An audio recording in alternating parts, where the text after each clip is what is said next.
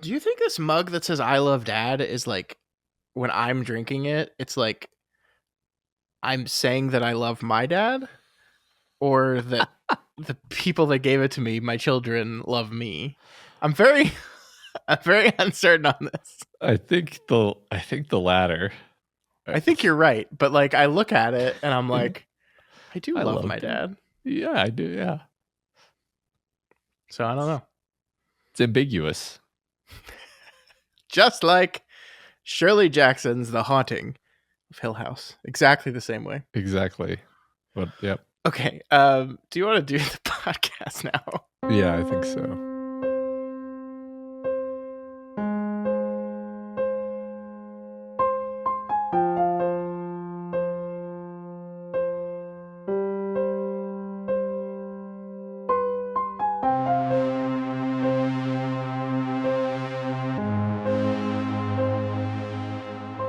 Hello and welcome to Eleanor's Wake, a Doof Media podcast discussing Mike Flanagan in one take with no edits. My name is Scott Daly, and joining me as always, he took the money too, Shirley.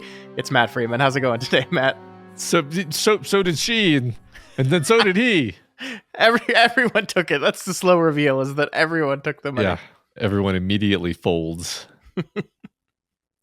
This week on the show, we are covering episode 6 of The Haunting of Hill House, titled Two Storms, a technical tour de force. This episode sees the Crane family all together for the very first time in the show as they attend Nellie's wake, and drama ensues. Matt, this episode, what did you think? What did you think? This is one of those times where I'm intimidated approaching this conversation because Yeah. I didn't realize, I didn't really know what I was getting into, honestly. You did a good job of kind of not tipping me off that there was anything particularly special about this episode. I didn't know, I had never heard like, oh yeah, and that one, highly technically masterful episode in the middle of the season, right? So I didn't know this was coming. And as the episode started, you kind of begin to understand what we're doing. I was like, no way. And then it just continued to blow me away. I mean, it's so not just technically impressive, but leverages what it's doing technically to accomplish something that I think is really, truly unique in storytelling and uniquely effective. And that's, I think, what we're going to spend a lot of time talking about today. But basically, yeah, this episode blew me away.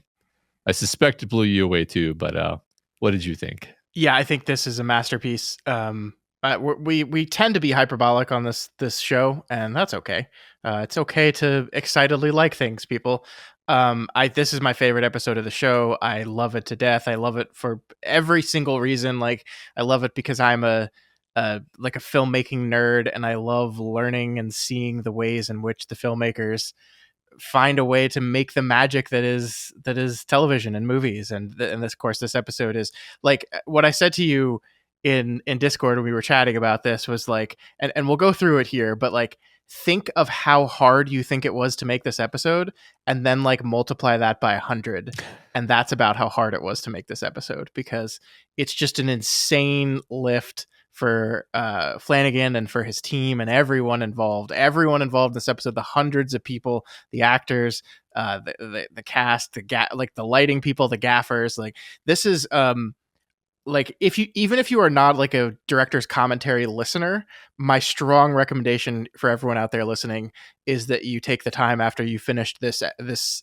show to go back and listen to the director's commentary for episode 6, because he really understands that the thing that people are going to want to hear about in this episode is how the fuck he pulled this off. And so that's like the whole thing. Like, a lot of times in other directors' commentary, he'll talk about theme, he'll talk about story moments, and he'll talk about the technical aspect of filming the episode. But this one is just, here's how we did it, and here's how it all comes together.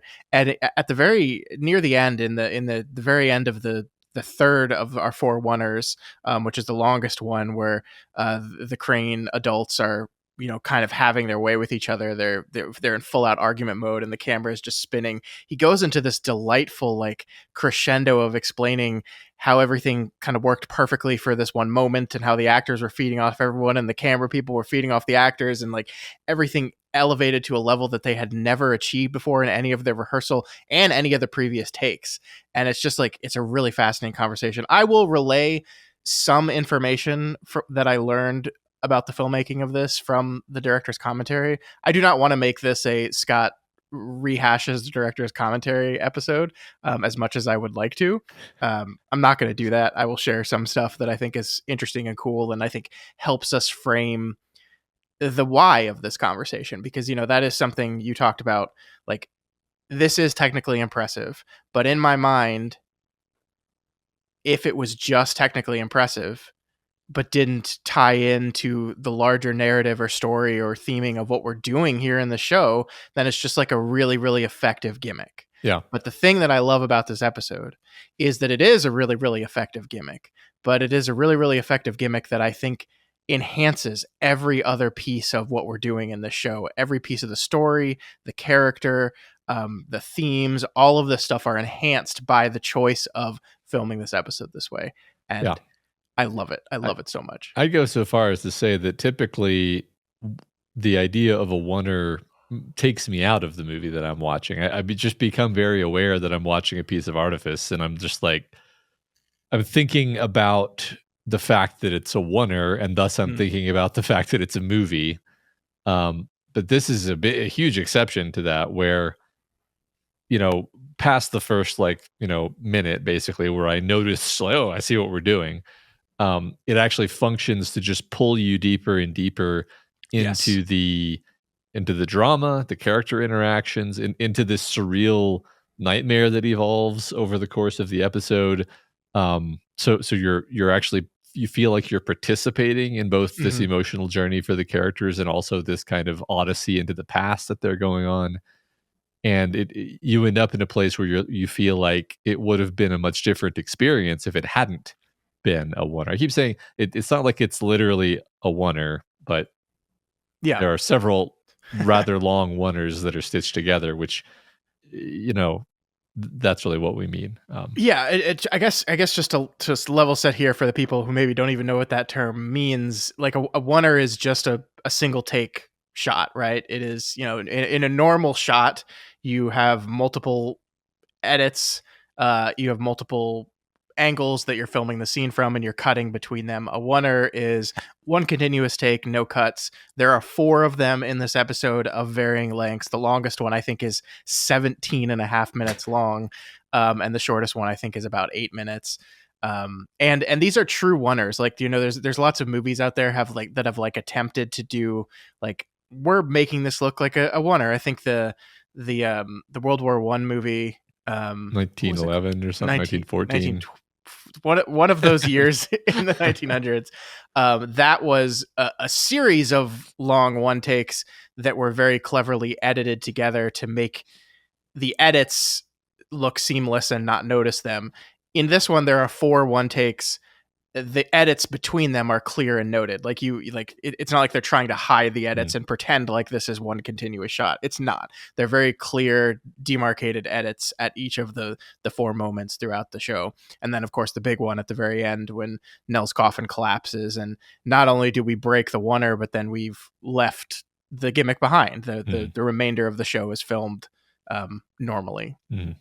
And yeah, it is.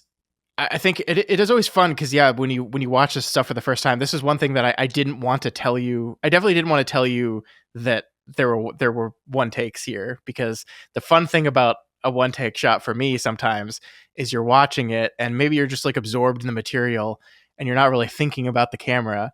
And then at some point you go, hey, wait a minute, we haven't cut in a while. And the camera's moving around in a very distinct feel. And you're like,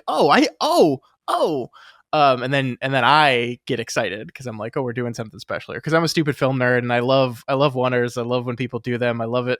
I acknowledge it's a gimmick, but I think the best filmmakers find a way to tie that into what they're doing. And this is that for sure. Right. I mean, I think the thing the area where I want to gush is like the story and the drama that we built up over the last 5 episodes is so strong, and the dramatic salience of the events of this episode, it being we're finally at the funeral that we've been building up toward for 5 episodes, Mhm. is so compelling that we're so drawn into the story that the technical mastery of it can't distract us from what's happening on the screen, because Yeah. we're so invested in what's happening on the screen. All of these, practically any given like pairing of characters amid this main cast, we're really invested in like what, little bits of communication that are happening, and long awaited conversations, secrets that haven't been aired, learning backstory and elements that we didn't necessarily know yet.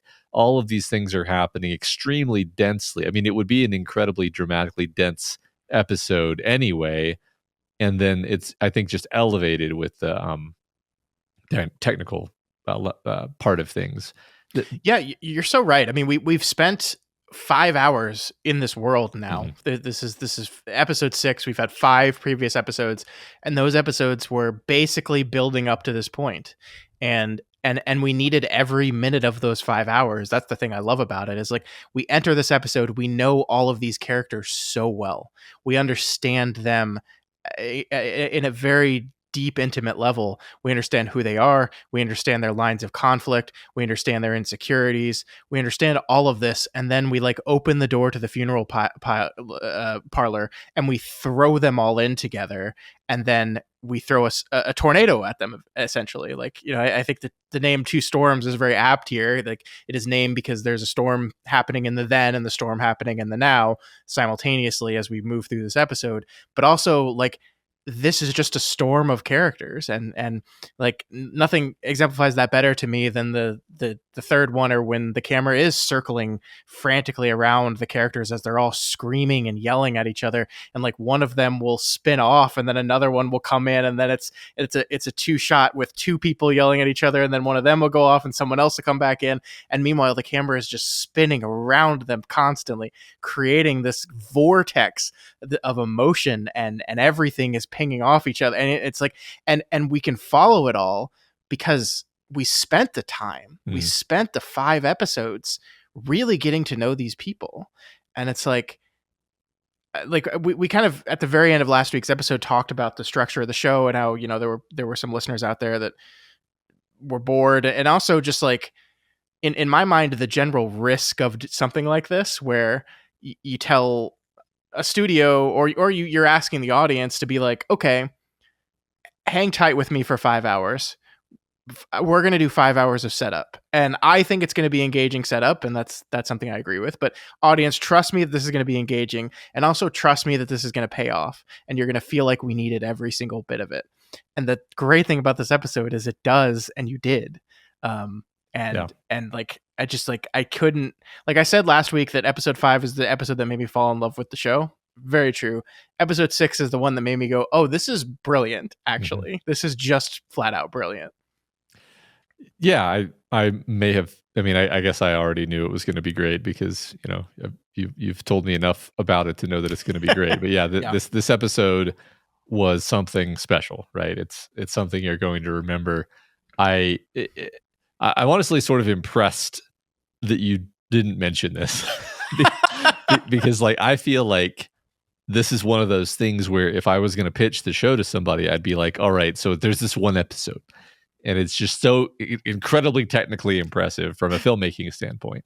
I feel like that would be one of the things I wouldn't be able to help myself from saying, but I think you made the right choice, because like that's not what you should be paying attention to with this show. Yeah. That's not why this is a good show. Like it elevates the show, but it's not why this is a good show. Yeah. I agree completely. So one thing, you were talking about the camera circling around everyone, and the intensity, and blocking, for lack of a better word. It seems to be something beyond blocking, but I guess that's probably it's the a right dance. word. It's choreography. Yeah. Everything is choreographed. Everything. Right. So one thing I was thinking about is the camera is us, right? That's one of the things you can do with a long shot, which often is not actually done. Often it's just like the camera is kind of a a floating moat that can do physically impossible things, and that can be fun. But in this case, the camera kind of acts like a person. Very often, it's moving around in a very human way. It's at eye level, or Hmm. it's or and so you begin to feel pulled in as if you're present in the scene with the characters, which actually becomes very uncomfortable because there's all these intense conversations happening, and I found myself very often like flinching from Hmm. the feeling of like presence with these emotionally intense moments, like for the same reason that if you're having a real conversation at a a table with people, and the conversation gets tense, you kind of you want to disappear, you want to not be there. Yeah. um that's what I found myself having that reaction, as if like I'm in the room with these people, and I'm like, oh shit, you know I need to react to this. That's how real it felt. And again, a huge part of that is the fact that you are given a seat at the table, as it were, because the camera is us moving around like that. And I don't think we get the same impression from traditional, you know, shot, reverse shot, the typical way of cutting. Not to say that that's not a perfectly good way of doing filmmaking when it's called for. It's just that this really was so much more immediate and immersive, I think. Yeah, I completely agree with that. I mean, I am a sucker for a good um characters yelling at each other scene. I like really like those. I really like when the drama gets so elevated and the emotions get so intense that the characters are starting to yell at each other and argue and get in each other's faces like that. I don't know why. I don't know what's wrong with me, but I really like those sequences. And and it's not that they wouldn't work in a traditional two shot with a wide or anything like that. It's just, yeah, this feels so much, you're so much closer to it. You're so much more in it. You feel like kind of a ghost Mhm. in a way. The other thing that I really like about it is the way that it's done, and the fact that the camera has to circle and pan and move so much. It allows us to kind of almost constantly throughout every single one of the funeral parlor scenes to see Nell in the coffin in the background. Like the camera will like constantly, and it's turning and swooping and moving around the scene, like just swing by her to remind you this is why we're all here. This is why this is happening.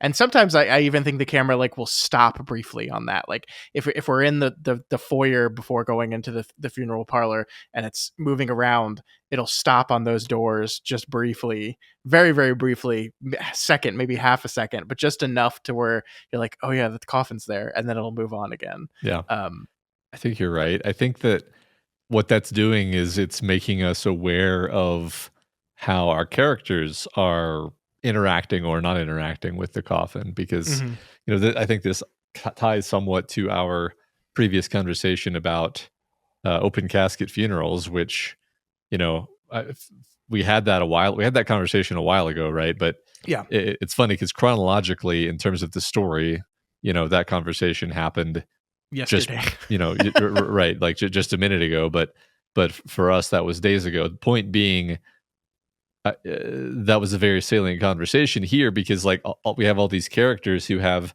different reactions. Some of them immediately go to the coffin, some of them almost seem to be putting it off, some of them seem to return to the coffin multiple times. Mhm. Some of them kind of like, they don't necessarily kind of wait in the foyer, but they kind of hang toward the back of the room. I think there's a really interesting thing that happens where um all the characters, not all, maybe not all the characters, most of the characters, walk up to the coffin and have a kind of emotional reaction, and then they kind of back off Mhm. way back. And so after those moments, there's like everyone kind of starts in like the foyer, and then or maybe like the foyer slash the back of the room, and then the characters kind of th- they're always moving around like chaotically, but there's a gradual vector of movement toward the coffin very slowly over the course of the whole episode, where Mhm. everyone, the lights go out, so everyone scatters to find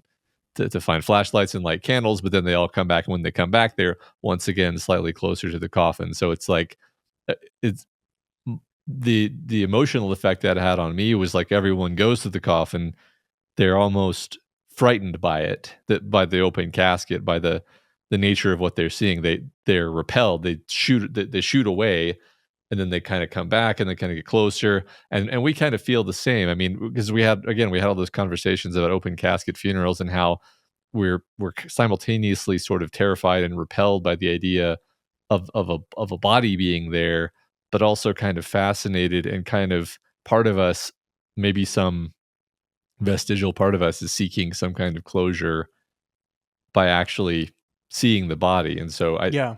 I feel, the last time I went to an open casket funeral was decades ago, but I kind of remember having this attitude of like, I'm drawn to it, but I don't want to be drawn to it. I want to see it, but I don't.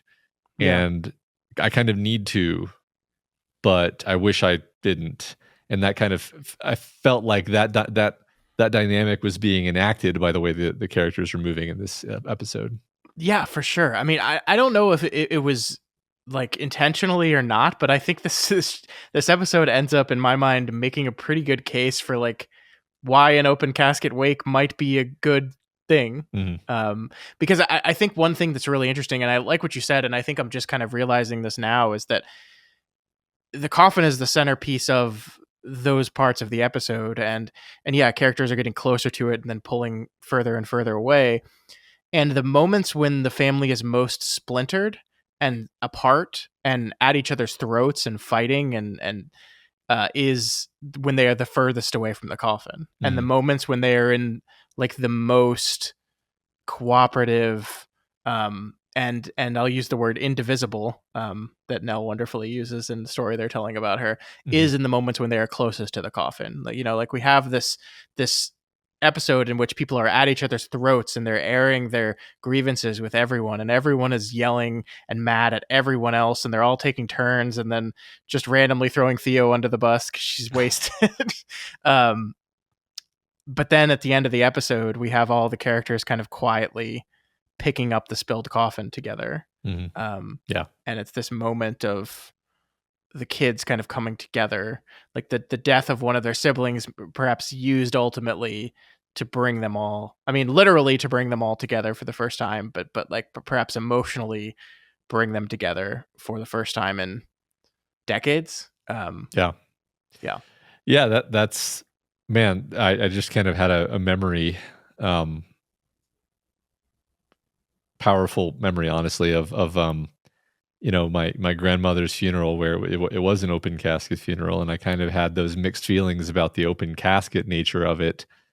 But what ended up actually being kind of a positive moment was, for whatever reason, I don't know if this is a tradition or what, my grandmother had so many grandkids that they decided, let's let the grandsons carry the coffin out to the hearse. So the grandsons, including me and my brother and all of my male cousins, carried the coffin out, and that was like a happy moment, really, for everyone. And I guess I'm bringing that up just because it hit me really powerfully just now, but also like the moment of all of the characters who were just fighting, all of them together lifting the coffin back up and silently, like you said, combining their strength to write this, and sharing in their obvious shared suffering and pain together. That was a fantastic way to end the episode. Yeah. Yeah, all except Theo, who is down in the basement doing God knows what. Well, yeah, whatever. I don't even know, man. I don't even know what's going on with Theo. I mean, other than the fact that she drank like 10 shots of scotch or whatever that is. She drank so much, man. I mean, it is kind of funny seeing them. I think you kind of mentioned this in the Luke episode, but seeing them chastise Luke when they're just like downing liquor. And like there's a huge difference between using alcohol one day to push yourself through an emotionally devastating moment and being an addict. Like there's obviously a huge difference there, but yeah, I mean, like she's wasted. Yeah. She's absolutely wasted. I mean, one thing we could do probably is like go through all the characters, and Luke is, I think, kind of a standout in many ways where, before he gets there, the characters are like, oh, is Luke going to be okay with all this alcohol? First of all, my thought was like, put the fucking alcohol away if you've got a known junkie coming to the wedding, funeral rather. Yeah. Don't have that there. But regardless, they're like, oh, Luke, it's going to be a problem. And then they all get drunk. And then Luke doesn't even look at it. Like Luke is totally emotionally locked in and present, and in many ways seems to be like handling it with the most maturity out of anyone. This is kind of interesting. Like, I think also part of it is that Luke is other than maybe Hugh, is like the one guy who kind of understands. I don't want to say he understands what's going on because because no one understands what's going on, but I think he has a better understanding of what's going on than anybody except Hugh. He has a much clearer picture. I agree with that. And yeah, I love that. I mean, one of my the most surprising and great moments is Luke shows up. He starts walking towards the coffin, says he can't. Steve pulls him out into the foyer, and then is trying to like comfort him and coach him. And then eventually Luke says he's ready, and Steve's like, okay. And Steve brings Luke back to the coffin. But it's in that moment, it's Steve who can't handle it. And it's Steve who is overcome with emotion and ends up having to flee away from the coffin, which I thought was great. It was remarkable. Like, it's like he's kind of there ready to be the rock and the emotional support for his younger brother.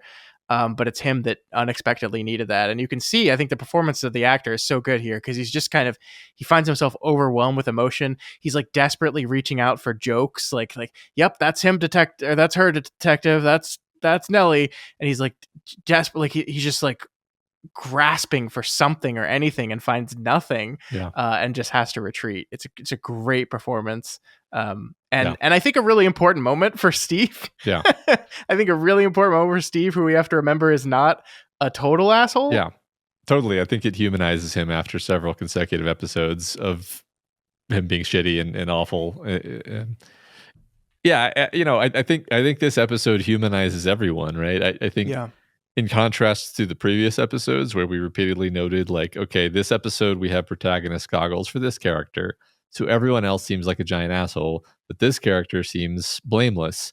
Well, this episode totally breaks from that, and everyone seems human and sad and injured, and sometimes they lash out, but the lashing out is they're at their sister's funeral, so it's understandable. And we don't blame them for it, nor do we forgive them for it necessarily. There's not there's neither the protagonist goggles sense of like, oh, well, I understand why they did that. It's just like, look, these are a bunch of sad, broken people who were put in a horrible situation, and so you kind of love all of them coming out of it. Even Steve yelling at his dad, you're like, I understand. It's not a good look, but I understand. I think Hugh Crane is the one big new element of this episode, right? And I kind of love how the episode sets it up, where we get all of our 4 remaining children together first, and then into that dynamic walks Hugh. And we as the audience really don't know what to expect. And this is kind of the thing I love, is because we talked about the structure of the show is that we spend.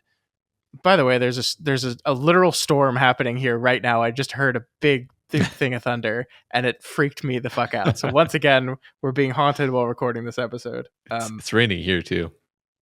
So would you say there are 2 storms? I would say there are 2 storms. So yeah, like we've spent 5 hours learning about all these different characters and how they tick and what the reasons for the behavior that they have, and into that walks Hugh Crane, who we know a little bit about, but like not very much at all. And we don't know the motivations for what he did. We don't really understand who he is as a person yet. And he storms in here, and one of the first shots Flanagan gives us is he looks out at his children, and what does he see? He sees kid version of his Mm, children. mhm. And it's this perfect moment of like, we still don't fully understand this guy and what's going on with him. He's like having side conversations to what is probably just Liv's ghost Right. that has just been haunting him and hanging out with him for years, I That guess. was my assumption. Yeah. Um, but like the choice to make us briefly see the children through his eyes and see all these grown adults with all their own issues and problems, but he still sees them as his little kids that he loves.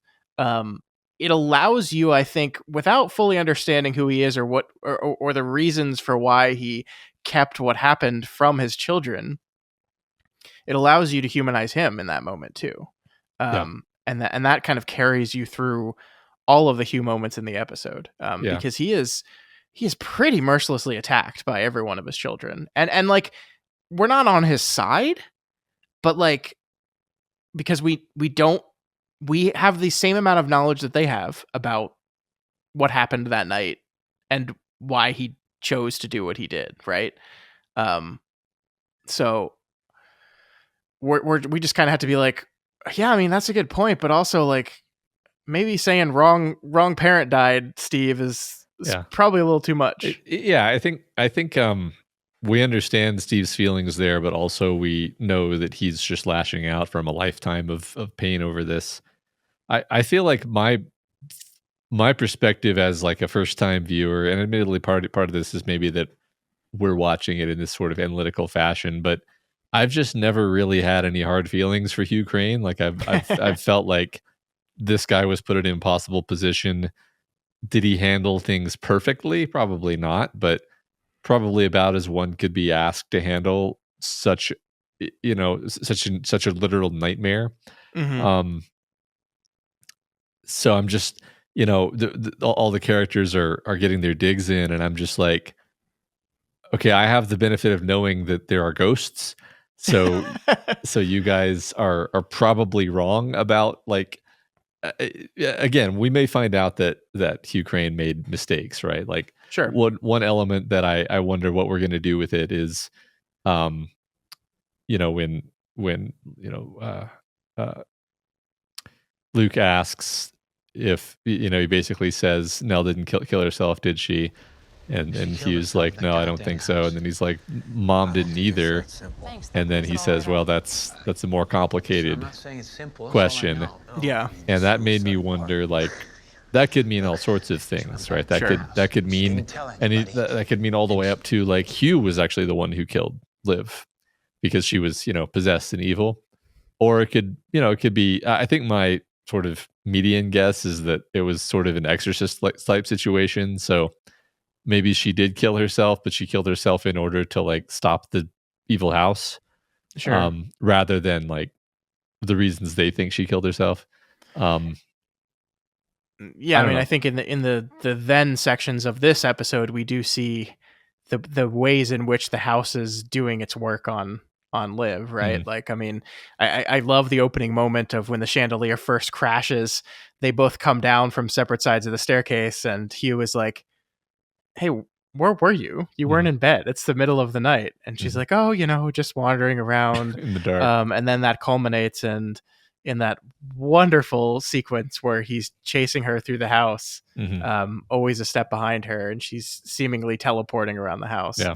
Um, I mean, like, I think the show had like laid the groundwork that like something was happening to Liv over the course of their time here, Mhm. but this really accelerates that Yeah. understanding. And I think this episode answered a question for me because I was not sure whether Hugh had seen anything supernatural prior to the last night in the house when, when everything goes to hell. Hmm. And this answers it definitively that he had. He saw his wife teleporting around, and then he saw the windows seeming to explode, and then he turns back, and the windows are fine. Um, and maybe in that moment, the character is sort of being like, "Wow, I'm losing it. I'm losing my nerve. This storm has really got me." You Yeah. know, uh, but he definitely saw stuff that shouldn't have happened. Yeah. He doesn't see any ghosts though. This is the first episode we've gotten to see that someone besides one of the children have witnessed ghosts, right? We get to see Liv sees the old woman whose name I'm blanking on that was sick in bed.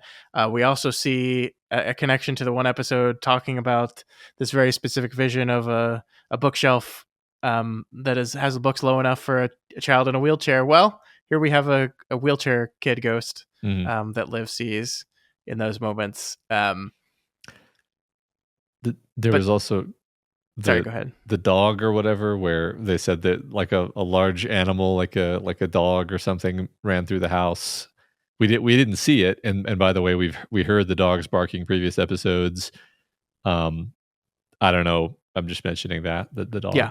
I, by the way, I love that we didn't see it. I love like that's true to The Haunting of Hill House. Like we don't see the dog in the book either. It's just described to us by two other characters who saw it and chased it out of the house into the woods. So I love we stayed consistent with that. Like I think that might just be like this is like a special effect wise. This is a low special effects episode.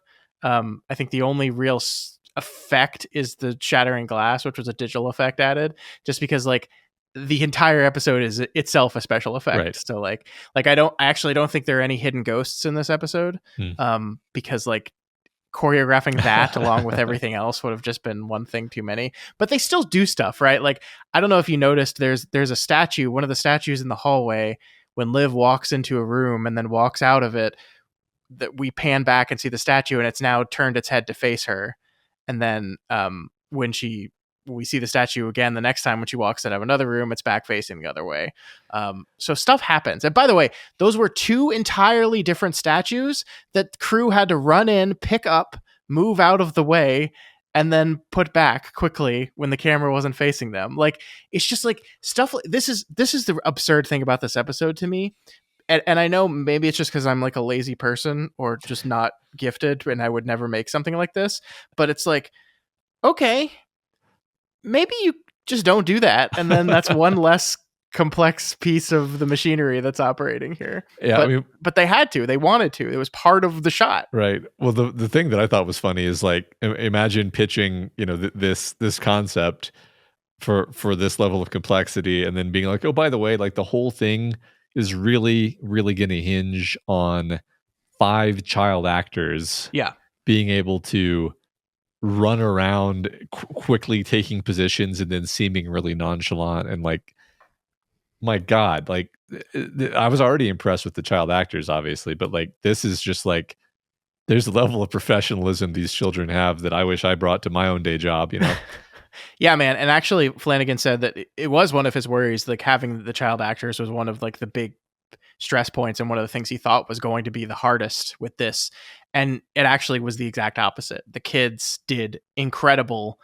They knew their lines and the adults' lines to the point where they were like feeding them lines when they were forgetting them. They were hitting all their marks. They were doing everything perfectly. So these kids are phenomenal and they really, really nailed it in this. Cause you're 15 minutes into a 17-minute take, right? And one person screws up, one person flubs a line, one person doesn't hit their mark and the take's dead. And it's like, okay, start from one. And like that happened multiple times, but they were able to make it work. That's, like talking about things that you don't think about when thinking about how to do this. Like, obviously, like the easiest thing is like, oh, all the actors have to have their lines rehearsed and they have to hit their lines. But it's like, it's the choreography too. It's like, they all have to know where the camera is going to stop and where the camera is not going to stop. One thing that Flanagan mentioned that I didn't even think about was sight lines. So like, if I'm looking at you, and there's a camera swinging around me in 360, eventually it's going to hit the point where it crosses my sight line. And if I'm supposed to be looking at you and a lens crosses my sight line, then I'm looking into the lens, which looks terrible and you don't want to do. So all the actors, when that happened, had to know and build into the dialogue they were reading a reason to, like, in that moment look down or look off or look anywhere but straight in front of them. And these are all things that like had to be meticulously planned and practiced and rehearsed over. They rehearsed, by the way, I haven't said this yet. They rehearsed for 6 weeks, every day for 6 weeks. And then when it came time for the actual shoot, they did it in 4 days. Each day was a different oner. So they would come in the morning and they would do the first oner over and over and over and over again until they got the take they wanted, and they would wrap for the day, and they'd come back the next day, and that carried on for the whole week. It's just like another thing you don't think about, the lighting. So you have 6 actors in a scene. Every actor needs a key, they need a fill, and they need a backlighting. Every single actor, or else you can't see them correctly. But they're moving around. So they had like above the scene, like a light board that was meticulously programmed to move with the actors. And so when they hit their spot, the light is there to light them appropriately. When they move to another spot, the light is there to light them appropriately. And so that's a thing that the lighting and the gaffers and all have to figure out. But then like the actors also have to know that too, right? Because sometimes you're in a scene and you're like, I want to try something in this one. Like I want to try something new or do something new. It's like, well, if you realize your character wants to go this way instead of that way, you fucked the lighting. So we either have to reprogram all the lighting or you have to just follow the script. And like, just like, you just don't think about these things at all. And yet it all had to work. Like there's chairs in the funeral home, and the camera, the dolly that was pushing the camera around has to move through those chairs in order to get the shots they wanted to get. So crew has to come out and pick up all the chairs and drag them out of the way. And then before the camera swings back around, all the chairs need to be put back in place. Oh, and by the way, like the carpet needs to be a certain type of carpet to where you won't be able to tell there's a bunch of crew footsteps moving around, and you can't see the wheels of the dolly dragging through the carpet. Like all this stuff. It's just like, holy shit. So did they have to re-record all the audio? I mean, how do you deal with the incredible amount of noise that would be created with all of these operations? I know what they said, like all the sound effects, like all of it was added in post. So like the doorbell, the thunder happening, the hail. I'm not 100% sure about the audio. Part of me wants to say, yeah, probably. Because like there's tons of people moving around. There's cues happening because everyone needs to be cued for certain things. Like the windows exploding on the one scene in Hill House, like Henry Thomas's cue for that was a clapboard. So it's like, because it was all digital, so he needs to react to it. And it was just a clapboard go. That's your cue. So there was just a lot of noise on the set for sure. So I would not be surprised if all the dialogue had to be ADR'd. Yeah. Yeah. Yeah. I don't know. I mean, I wonder if there's like documentary footage of, a camera kind of set back from the scene watching all these crazy things happening, because that's got to be entertaining in its own right. I mean, this is like the perfect example of why auteur theory is bullshit, because like, Flanagan and his producing partner came up with this idea, and the idea to do the episode this way was pitched with the show when they pitched the show to Netflix.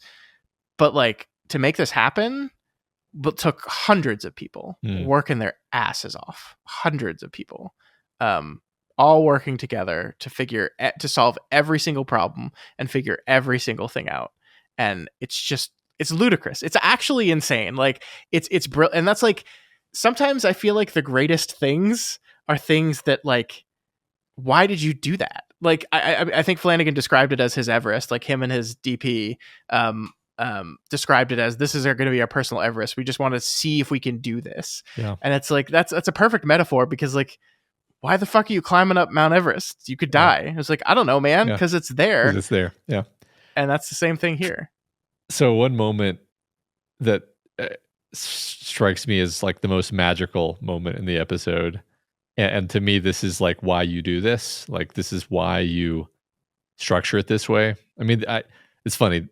There's a lot of moments that I could give here, honestly, but the one that I'm thinking of is when Hugh walks down the hallway in the funeral home.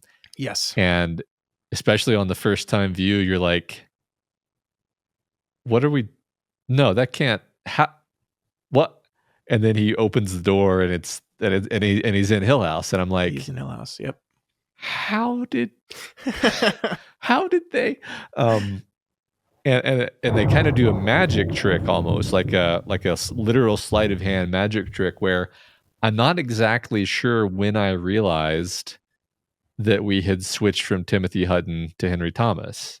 Hmm. It's almost like, I don't know if you've ever seen the illusion where you have a stranger approach someone on a street, and they're talking, and then you like contrive to have some people move a sofa between them so they're separated, and then you Hmm. replace the person with a totally different person wearing the same clothes, and Yeah. they just continue the conversation and the person doesn't notice. That's kind of what my brain did, where I just accepted that that was Hugh Crane, the person, rather than like noticing that the actor had changed. And that to me made me like, when I realized that, I was like, oh, they did magic to me. That's great. Yeah. Yeah, that's great because it is the first cut. It is the end of the first of the Oners. Is, you know, Hugh Crane, Timothy Hutton Hugh walks into Hill House. He's looking around. He actually sees Henry Thomas's version of the character walk down the stairs. So I think Hugh witnesses the chandelier fall, and then we see Henry Thomas walk down the stairs. Yeah. And then right then, I think, is our first cut when we cut to we cut to Henry Thomas. Basically, like, the show allows Timothy Hutton to essentially hand off the character. Like, he walks into the scene, he establishes the scene, the chandelier drops, and then he says, "Okay, cut to Henry Thomas," and Henry Thomas takes over. So it's this really great moment. Yeah, I mean, I agree with you that moment where, like, sets don't work this way, right? Like, this is it's really, sets don't work this way. You do not build sets like this. You have your sets and you have flyaway walls to get cameras in, and that's what you do. And like, even in Hill House, like, you don't have the second floor of your set actually be on the second floor of your set. Like, you just build another set and like, this is second floor, and and yet because, like, this is why this decision was made in the very beginning, because the decision was made that they were going to do the Oner this way. Everything about the funeral parlor set and the Hill House set is meticulously designed and crafted for this episode. Mhm. And of course they used it for all the other episodes, but for this episode, like, what you're not seeing when Henry, or when Timothy Hutton walks through the hallway, he leaves the funeral parlor, walks through the hallway, he's walking from one soundstage to another soundstage, and they've just like built walls like to connect the two sound stages together. That's what's happening. And it works. It works flawlessly. Like, you just don't. It feels magical, and that's the thing. Like, that getting back to like the why did we do it this way thing, is it feels different. It feels unreal. I think the thing you're saying about like Oners kind of take you out of the what is happening. Sometimes you realize you're watching something. I think that's kind of true here too. Like, I think you're very heavily invested in the emotional moments of the scene, but also, like, something feels off and feels different. Like, we're so used to the way, the language of filmmaking and how filmmaking tells stories to us, and how cuts happening, and so much of momentum in scenes is done through the edit, is done through cutting. We're just so used to that, and and then suddenly we do this other thing where the camera feels a little bit more floaty, a little more freeform, a little more ghost-like, as we've said, and it just makes things feel like they're different. Like, something is happening here in this moment to these characters, something horrible and awful and sad, but like, awe-inspiring in a way too. And like, the language of the episode is totally in sync with that. Yeah.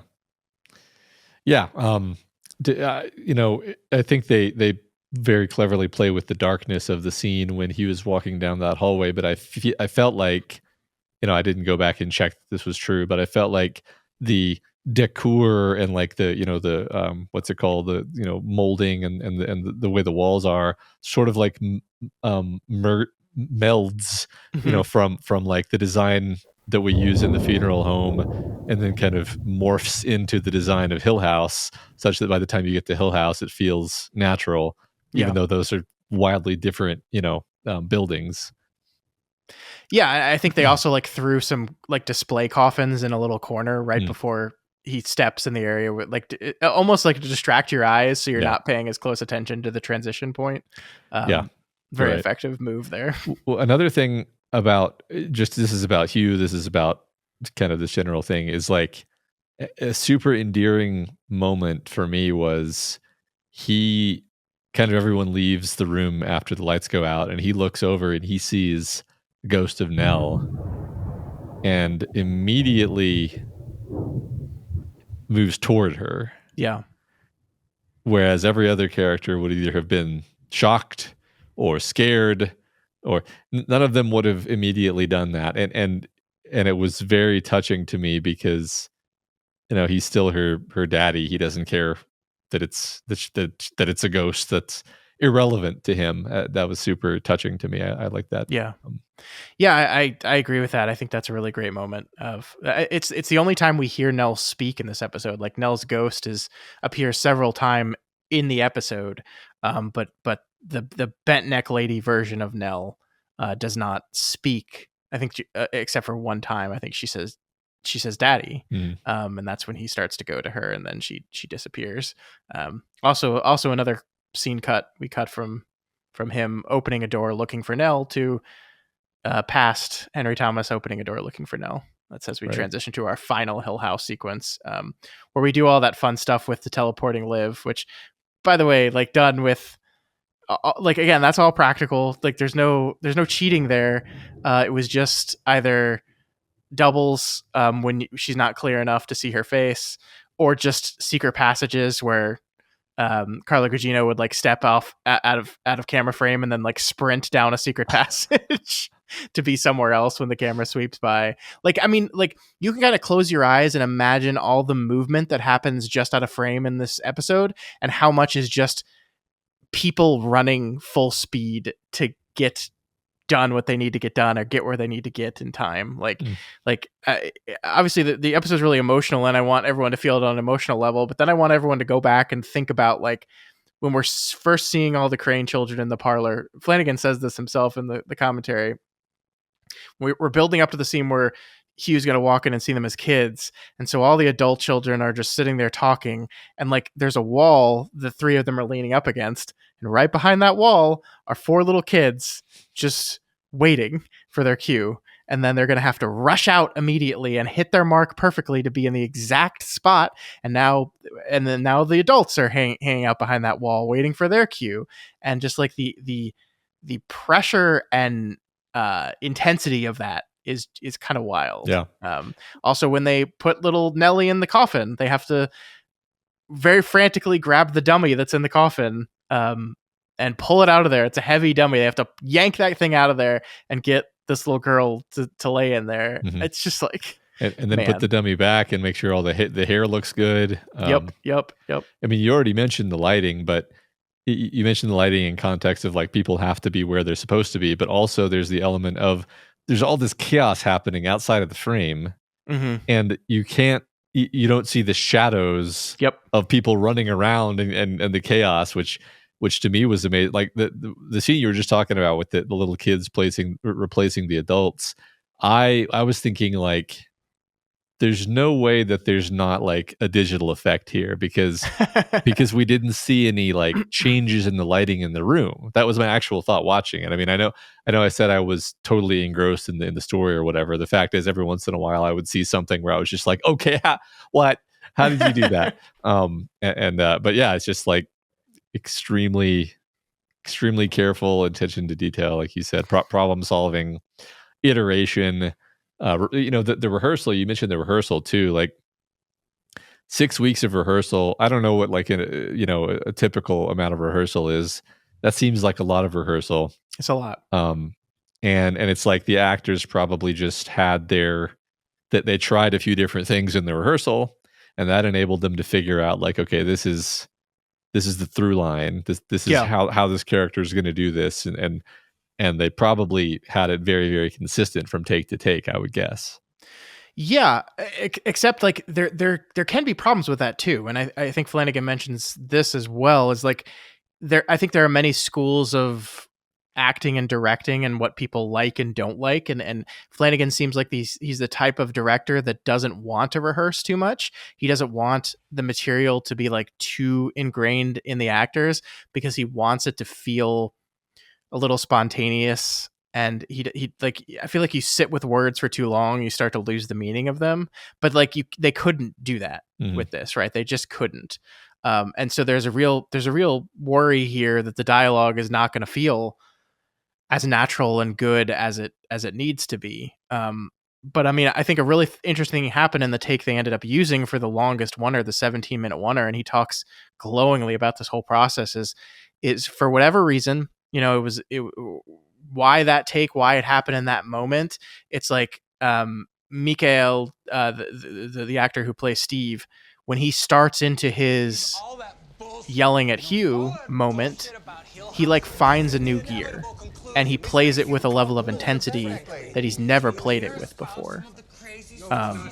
And actors are like very good at like responding to energy and rhythm and stuff like that. And so he starts playing it a little more aggressive, a little more intense, a little bit higher. So Timothy Hutton responds and he's playing a little bit more intense, a little bit higher, a little bit faster. And then the actors start feeding off of each other. And like, so they're all like, and at the same time, there's a part in the back of their head. And this is where I'm just literally quoting what Flanagan said, but like there's a part in the back of their heads that's like, oh shit, I'm fucking nailing this. But like, I don't want this take to get fucked up. So I'm fucking nailing this and I can't fuck it up. I can't fuck it up. I can't fuck it up. And then like, so that the intensity of you're nailing this, and also the anxiety of I don't want to mess this up, kind of build in intensity and pressure. And suddenly you're minute 16 of the 17.5-minute scene. And like, we're doing this. And like the amount of energy there must have been insane. And like, everyone's hitting their mark. Everyone's nailing it. There's one, like, you can call it a mistake that's in that sequence. Surely, so in that sequence, like the way the sequence ends is that the power goes out, and then Shirley heads out of the scene to investigate the out power, and then Hugh eventually follows Nellie back into Hill House. But like in that scene, when Shirley walks up to the coffin, that's when she sees the button eyes in the coffin and starts freaking out. When they're all arguing around there, Shirley has her cell phone out and is holding it in like ready to become a flashlight mode. Because she knows, the actress knows, as soon as the power goes out, if I'm going to hit my mark correctly, because they are using the flashlights in the scenes to light the scenes. That's part of how they lit the in the dark scenes. So they need Shirley to have that they need her to have the flashlight out and ready to turn on, like on her mark. And I think the actress was just, oh my God, I can't miss it. I can't fuck this up. And she took the flashlight out a little early. So in that scene, she's just kind of awkwardly holding the flash. It doesn't break the sequence at all. It's totally fine, but right. Like you notice it. Well, I mean, I certainly didn't. And the thing is, like, I think it's yet again, this is like one of those sleight of hand lessons where, I actually kind of mildly recommend you go like watch some of these sleight of hand artists do like on YouTube, who will just like show you exactly how they're doing it. You know, they're like, okay, then you put the ball here, and then I do this, and because I did it this way, you didn't see that I tossed it in my lap. Mm-hmm. And then they just do the whole routine again, and you're like, I didn't follow a single thing. Like it, like you explained, you showed me what you did, and then I still couldn't follow it. Mm-hmm. I think that's like when it comes to quote unquote mistakes in a complicated thing like this, there's no way I'm looking at the cell phone in Shirley's hand, right?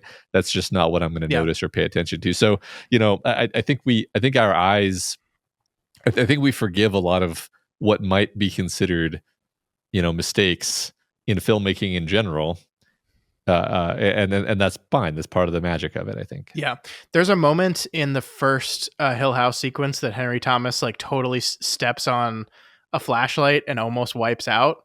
Uh-huh. I didn't see it. I did not see it until Flanagan in his commentary pointed it out as like, he recovered, so we didn't cut, and that ended up being the take we used. But yeah, like you go back and watch it, and he's walking towards, I think this is when he's walking towards Steve to talk to him. And he just steps right on a flashlight on the floor, and like his foot flies out from under him, and he catches himself. But like, yeah, totally didn't notice that. So yeah, it's really interesting what the eye will and will not notice in that regard. Yeah. Well, I mean, we talked before about the ghosts in the background that I never ever see, and I think it's basically just like, yeah, I'm being directed. I think I'm like somewhat, suggestible. Mhm. Honestly, I just my eyes go where you want them to. I'm a Yeah. good hypnotism subject.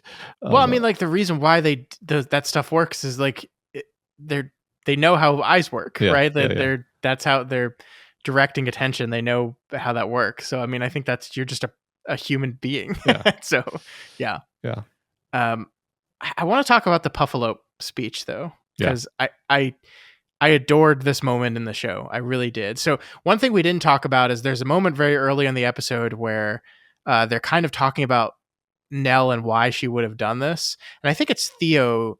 Like someone offers that the reason she killed herself was because of mom.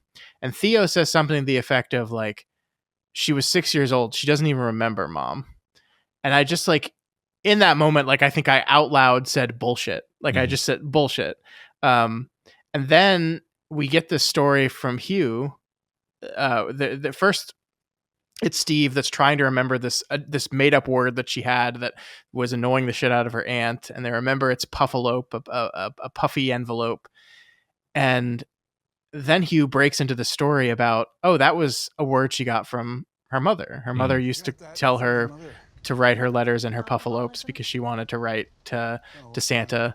And so it's this really this moment where I think Hugh provides context on who Nell was that none of the other children perhaps fully understood. Yeah, Um, like there's no indication that any of them knew that Nell would like upset. First of all, Nell would write letters to Santa and ask for things for only her siblings and nothing forever for her. But also the idea that Nell has been every month for her entire life writing a letter to her father yeah, and letting her father know what's going on with her siblings, how everyone's doing, kind of maintaining at a distance some level of open door for Hugh in their lives still. yeah. And now you understand why Hugh was at the wedding too, right? Because it just probably wouldn't have been at Steve's wedding, but you understand why Hugh was at Nellie's wedding. Yeah. Yeah, I mean, we didn't see this either. I mean, we didn't know, like, when we had our Nell episode, she was mostly in really bad shape. Yeah, So we didn't see this side of her as, yeah, and we saw her being fairly cruel to her siblings, what, be it justified in some cases or not. Um, Here we see this side of her where it's like she always loved her siblings so much. She loved her father, she loved her family. She was the baby. Um, she's kind of the heart, right? I think that's yeah, one thing we're doing with Nell as a character is like all these siblings kind of have their issues with each other, but I think they all saw Nell as their precious baby sister. I mean, even Luke, really, even though they're twins, saw her as his precious sister. And the fact that she was the one who died, I don't. It just makes it all the sadder, right? hmm yeah, yeah. I mean, I think that's right. I mean, they didn't have any specific grievances with her, but I think like the precious baby sister actually worked it to her disadvantage as well Yeah. because they also dismissed the issues that she was having and the claims that she was making. Um, Mm. I do, by the way, love that sequence when like the thing that sets off Steve against Hugh is he hears this beautiful story about Nell and her puffalopes and how she was selfless and like always looking out for her siblings. And then Luke kind of comes in with the story of the tent and the bear and saying this tent is magic. It makes us indivisible. And don't you mean invisible? I meant what I said, bear. Um, it's a beautiful moment of like the message here is like strength. Like that is the thing that's always been with the idea of the counting to seven, the idea of strength in numbers, the idea of this family is more powerful when they are together than when they are separate. Um, and then we hear all that, and Steve stands up and goes, so I want to talk to you about these letters. Maybe these letters that Nell was sending you every month could have clued you in on what was going on with her. And Timothy Hutton's performance in this moment, Matt, is so good. It's so good. The kind of mumbling, stumbling. Oh, so you you want to do this now, huh? Like Mhm. it's so good and so heartbreaking. Mhm. And then you see the family kind of go into attack mode. And they all want someone else to blame. And the remarkable thing to me is how they switch very quickly on who's to blame, right? Like it starts with Hugh, and then immediately we like all turn on Dr. Montague, like all of them, like right away. It's like, it's that damn Yeah, doctor. it's Was that quack. like, Yeah. yeah. And then it turns back to Hugh, and then it's like the one moment where they're all together on something is when they're blaming the doctor and their dad for what happened. But then like that even can't hold, because then everything splinters and they just turn on each other Yeah. Right. so quickly, Well, and just like start destroying each other. yeah, I forget when exactly it happens, but there's a moment somewhere in here where it's like, yeah, she tried to call me, but I couldn't. I couldn't, I didn't get to the phone or what, Yeah. and they all have their excuses, and it's actually just, it's just Hugh who actually answered the phone and Right. I actually, mean, that's one yeah, thing we said in the first episode, right? Was out of all the people that Nell tried to get in contact with, Hugh is the one that took the threat most seriously, right? yeah, Like Steve doesn't even answer the phone. Shirley doesn't even answer the phone. Leaves a message and be like, you're probably doing okay. Luke's fine.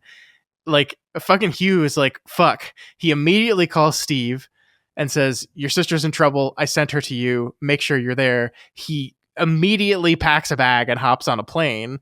And it's just like, he's too late, and he's going to the wrong place because he doesn't realize she's already back on the East Coast and about to die. yeah, But and yet they're like, you should have known, Dad. Like, you talked to her, you should have. Why didn't you do anything? And it's like, he did the most things. right, yeah, exactly. It was the rest of them who were sort of half-assing it, and Yeah. we talked it last time about Theo was the one who, actually came and visited her, but then basically left because she was she was being rude. But it's like, okay, well, she was in a really horrible spot, right?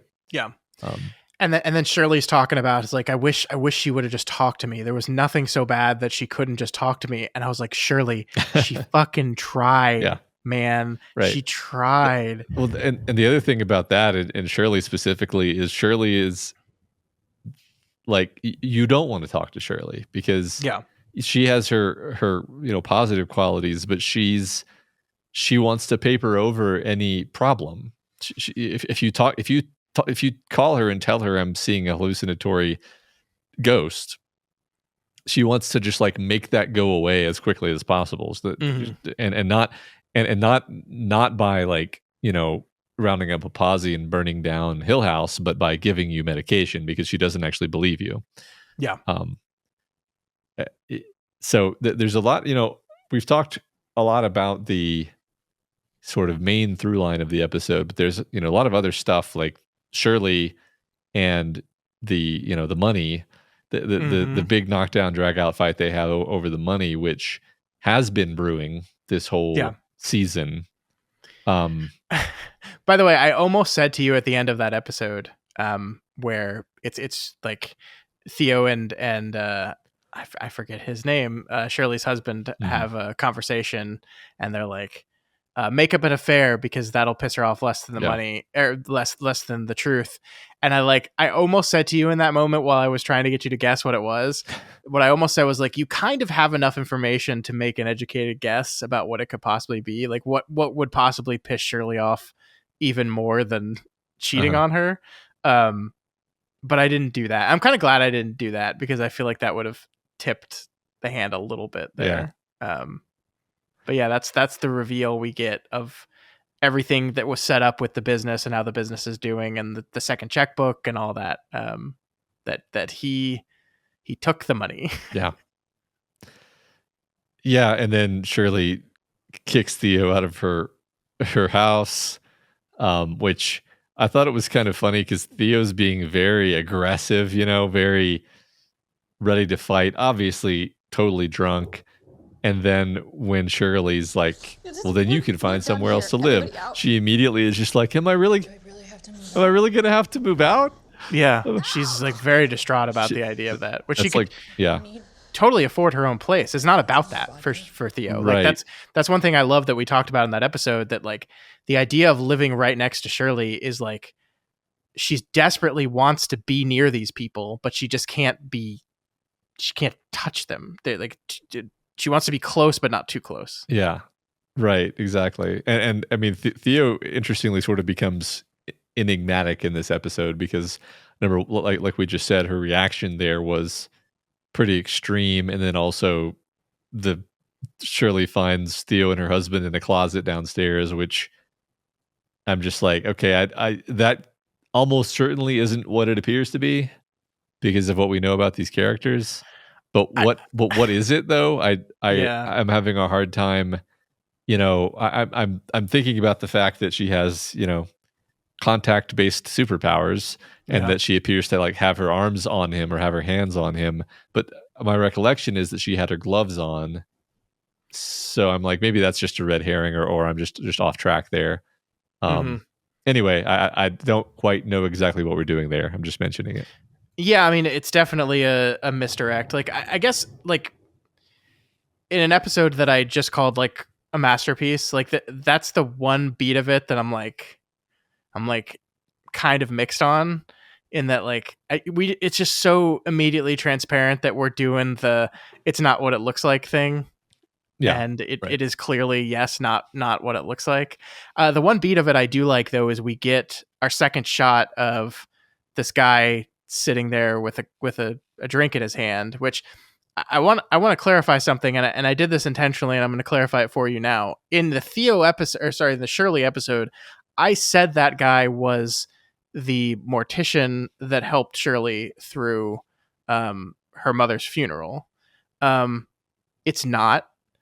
The reason I said that was because when I first watched the show, like the first time I watched the show, and I saw that guy in the first Shirley episode, that's who I thought it was. Yeah. And so I just figured I would like play the part and like continue to think there was that guy.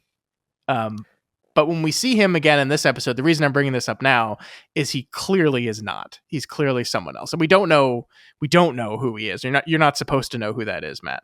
But just throwing that out there for you. Yeah, I mean, I feel like the way that prior episode is constructed, you're meant to just make an assumption, right? Because the episode doesn't draw a ton of attention to him. It draws attention to him in a way where you're like, oh, this might be a character who comes back because we're showing his face, and there's kind of a framing thing that you do when you mean for me to pay attention to this character. But anyway, I don't know. Mm-hmm. Yeah. Anyway, all right, so that's it. We're done. No, I'm just kidding. Totally done. Now, one beat I wanted to bring up is just the fact that Steve characterizes his separation from Lee as a break. Yeah, which is funny because I didn't know anyone over 20 years old used that term. Sorry. He is desperate to kind of build it as we're not getting divorced. Downplay. The marriage is not over. Yeah. Whereas I think we saw from Lee in the Luke episode, I don't think she feels that same way at all. I don't remember exactly what she said, but it was like, he doesn't live here anymore, which seems very final, assuming I have that right. Yeah. I do like the detail, though, that Lee is coming to the funeral, though. Like they are separated. They are moving towards divorce. It's in Lee's mind, it seems like a sure thing. And obviously in Steve's, it's not as much, but the show has, I think, done work to make it clear that like Lee is part of the family in some way. Like I go back again to when Nell was having this vision of her wedding while at Hill House. The house brought a copy of Lee there as well. It didn't bring a copy of Shirley's husband, right? And like not everyone was there. Her friends from the wedding weren't there. It was her brothers and sisters and Lee. Mm-hmm. And so it's pretty clear that like they had a relationship she was important to her. She considers Lee family on some way. And so I like the detail that Lee is going to fly out to the funeral, be there. Yeah, me too. And we'll get to, I think we need a narrative reason why she kind of gets pulled back into the situation, because her relationship with Steve is something we're invested in. Mm-hmm. It would feel, having set that up, it would feel kind of um, half, half completed if she just never showed up again, right? Sure. So we'll see. Yeah. So one other thing, like talking about Theo and Shirley, that I thought was interesting. We mentioned the reveal in the Theo episode that Shirley's conversation with her children about death was like kind of fed to her by Theo. I think one thing that's really interesting in this scene is Shirley is talking about Nell's suicide, and she's talking about Nell's suicide in this way where she's basically saying, like, I can't believe she would do this. She knows more than anyone what suicide does to a family. And I was like, surely that's Theo's words. Theo said that. Yeah. Theo said that exact thing in that same conversation. And it's just to the point where I wonder if this is intentional, of like, once again, Shirley is kind of taking Theo's words and presenting them as her own. I mean, it seems very intentional. In fact, it's funny because I knew there was something about that seemed, it struck me as a false note somehow. And there's a lot about Shirley that seems this way, where it's like, it comes off as rehearsed, and not in the sense of like it was rehearsed because it's a performance, because it's a movie, but like it seems like Shirley is saying this because she thinks it'll play well, and yeah, I think that's perhaps a bit uncharitable, but not entirely off base either. The question to me is whether she's whether she's consciously aware that she's repeating something that Theo said to her earlier, or if she's just pulling a Matt and unconsciously parroting something that she heard elsewhere as if it's her own words, which is something I've done before. Yeah, I mean, I definitely have done it before too. Like, especially, I love watching these Flanagan directors' commentaries, but like I find myself starting a sentence, and then by the end of the sentence, I realize halfway in I just shifted to exactly what the man said. Yeah. I'm like, oh, I need to make sure I clarify that those weren't my words. But yeah, I think you do it.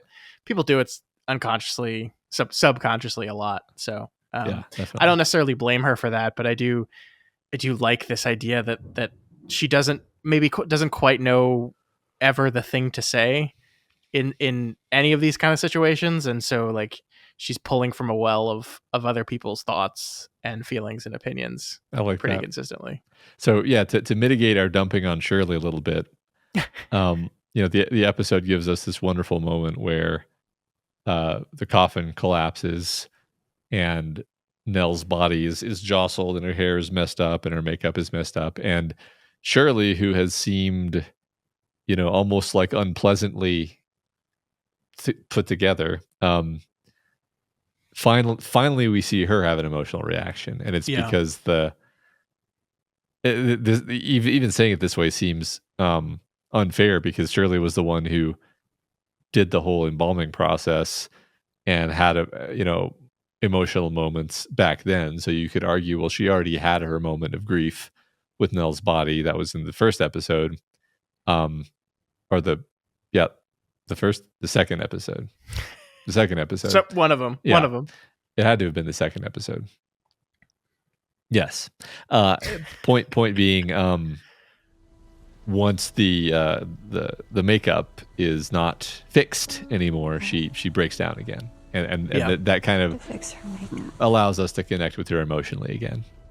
Yeah, I mean, I guess there's a lot of different opinions out there that people have watching the show about which kids they like and which kids they don't like, and I think there's a lot of negative feelings towards both Shirley and Steve out there. I think maybe even Shirley like the most. And I guess I just want to I just want to say, like, I understand that, like, Shirley is and can be a very abrasive person. Like I think the kind of chanting of blood money in this episode is like, oh man, you are damaged. Uh-huh. um, but like I do like I think she has a pathology just like everyone else does, and like yeah, like getting that moment of seeing the fix was ruined temporarily, and that's what causes her to lose it. Like Yeah. she was the one that's like she's the person who is the professional, and so she's supposed, not only is it so important to her that everything is working correctly and that everything is fixed and good, but like she's the professional here, and so she's supposed to be guiding people and leading people through this whole process. She's the expert of it. And it's not until the process happens, the breakdown of the process happens, that her her mask slips off. Yeah. Um, Yeah. Which I think again humanizes her while being Yeah. consistent with her character, works really well. yeah, I mean, like, look, I think Shirley was probably being a little bit unreasonable about the resistance to taking this sweet money that the rest of the characters took.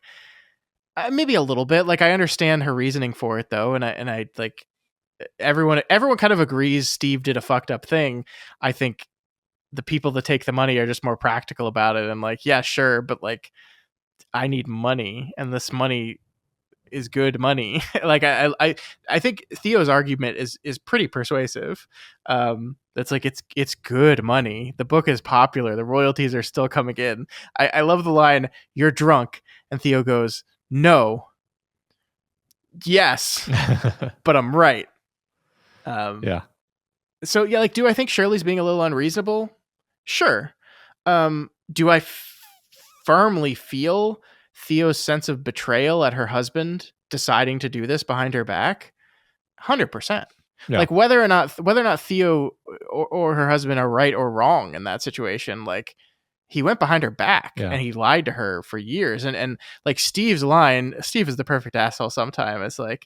It's like you better get off your high horse. You're embarrassing yourself and you don't even know it. It's like, Jeez. Yeah. fuck you, dude. Yeah.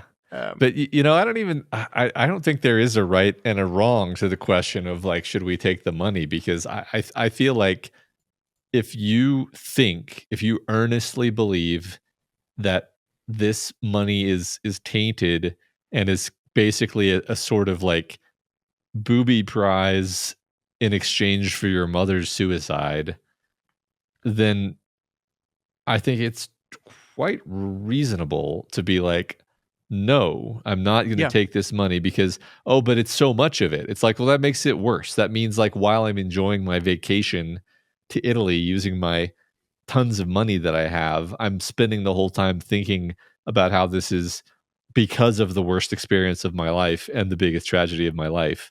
And it's all tainted and horrible. And I would genuinely be happier if I didn't have the money. Yeah. And then you can say like, well, easy for you to say. It's like, no, it's not easy for anyone to say. It just is the way she feels about it. Yeah. So there's no, and Theo doesn't feel that way. Yeah. Which is fine for her too, right? Yeah. I think ultimately like the flaw in Shirley's reasoning was the same thing she did at Nell's wedding, which is she made a unilateral decision for everyone. She decided Luke was too high to come to the wedding. Regardless of whether that was true or not, she made that decision by herself. And also with the money, she made the decision for the group and said, we are not taking it. And I love Theo's kind of spitting back at her. Is like, we actually never agreed to that. Like you agreed to it for all of us. Yeah. And so that is kind of in Shirley's kind of, she's a really fascinating character because like she both sees herself as kind of, she's the eldest girl, right? And their mother died. And so she sees herself as kind of the mother of the Crane children. She has to take, I think we even said this in our episode 2 coverage, but she has to take on the role of being the mother figure for them. And so she has to be the responsible one. She has to be the one that is looking out for and protecting them all and being, and she takes all that on herself, and then kind of ignores what they actually want. Yeah. And, Hugh also makes decisions for them, right?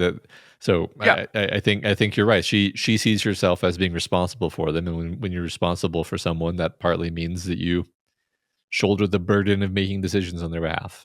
But Yeah. that's not necessarily the way the other kids see it. So And certainly that is being a parent, right? Like like that is just what being a parent is sometimes having to make decisions for the best interest of your children. right, Now these are people are all grown adults now, and maybe you don't have to do that anymore. But I think one thing that's just true, and I think the Hugh looking out and seeing little kids there instead of the adult version is a great kind of visual metaphor for is that there is a part of these adults that never left Hill House that are still those scared lost children um, that existed in that house, and now they don't have a mommy to help them out, to guide them, to lead them, to teach them, and they also lost their dad at the same time too. Um, so yeah, it's sad. yeah, It's really sad. yeah. It's interesting to hear you say that. People kind of. I can imagine a fandom, decide having arguments about which character sucks the most, right? Yeah, And it's understandable, but like I don't find myself wanting to take sides because it's like, look, everyone is horribly broken by this thing that happened to them, and yeah, you can understand all of them, and that's what I yeah, love about it. It's just yeah, it's great. yeah. And I mean, like, you certainly understand. Like, it was very easy for us to jump down Shirley's throat when she's talking about. Is like, I just wish she could have thought she could talk to me and be like, well, Shirley, she did, but like, that's that's that's hindsight, right? Like, Yeah, yeah, it's also very totally understandable to be a person who is the sibling of a person that has had a long, difficult life, and you get a call from them, and you're like busy doing something else. There's a lot going on in your life too. Even the level of emotional turmoil they're going through does not come through in the short phone call or voicemail you get from them, and you just don't focus on it in the time. And then of course the worst possible thing that could happen happens, and it's very easy to look back and go, well, you should have done more, you should have said more, you should have been there, you should have noticed, you should have, like, all the could have and should haves that play in your head on repeat. It's very easy for characters to do that to themselves, and it's very easy for us being the silent observers to do that to the characters as well. And maybe that's all true. Maybe these children have failed to be there for each other in fundamental ways throughout their lives. But yeah, as you said, like, it's all understandable. It's yeah, like we all get the why of that. yeah. Right. I mean, it's just it strikes me as being very in line with Mike Flanagan's storytelling sensibilities. That it's like, look, Yeah. these are all people. These are not like this is not like a tropey narrative structure where these characters fill a role or an archetype. It's more so they're all a full-fledged person with their own backstory and life and Hmm. unique qualities, our role as the viewer is not to judge them. This is not a morality play. Yeah. Yeah. It's a very human story, and I love Hmm. it. Ultimately, yeah. Yeah.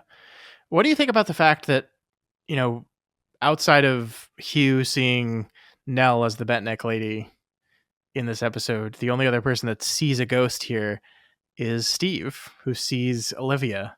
Um, I love that. I love that shot, by the way, that he looks back and he sees Liv by Nell's coffin, and then the camera pans away and then pans back. And like, the expectation when a camera does a pan and away and back is that when it pans back, she's just going to be gone. Mm, But instead of being gone, she's now moved closer to him, mhm. and like that definitely gave me goosebumps. Yeah. That she moved a little closer to him in that moment. No, that was great. Yeah, I like this. I mean, we sort of want to see Steve get won over because he's the most resistant. He seems to have, by the way, completely forgotten, or more likely just completely in denial about the fact that he saw Nell's ghost. And yeah, he's still spouting that everything that Nell was talking about and everything that we think happened at Hill House was bullshit. Yada yeah, yada yada. It's like, dude, bro, you right. saw a fucking ghost. And remember, I was thinking about this. I was like, and he saw the ghost before he heard she was dead. Like Yeah, it would be one thing if you hear your sister is dead and then you see a ghost. It's like, okay, well, I was in shock and I hallucinated. But no, he saw the ghost and then he heard she was dead. And then she was even more obviously a ghost. And then, but he's just not acknowledging it even to himself. he's built so much on of how he processed the events of Hill House on the fact that it was all bullshit Mm-hmm. and fake. And it was just our mom went crazy and everything everyone thought they saw was wrong.